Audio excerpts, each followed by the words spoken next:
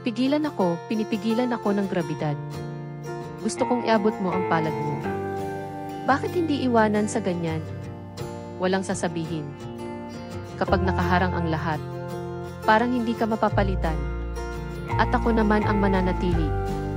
Sa mundong ito, tayo lang, alam mong hindi na ito katulad ng dati. Sagutin ang telepono, Harry, hindi ka magandang mag-isa. Bakit ka nakaupo sa sahig ng bahay? Anong klaseng tableta ang iniinom mo? Tumunog ang kampana. At walang darating para tumulong, ang tatay mo ay nabubuhay mag-isa. Gusto niya lang malaman na maayos ka. Sa mundong ito, tayo lang, alam mong hindi na ito katulad ng dati.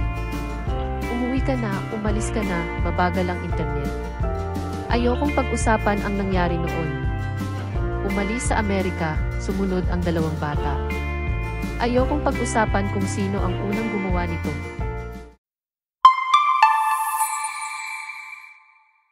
Ang As It Was ni Harry Styles ay isang tahimik at makabagbag damdaming kanta na tumatalakay sa tema ng mga alaala at pagmimiti sa nakaraan. Naglalaman ito ng mga pagmumuni-muni sa lumipas na pag-ibig at mga alaala at ipinapakita ang damdamin ng pangungulila na umiiral sa gitna ng mga alaala ng nakaraan.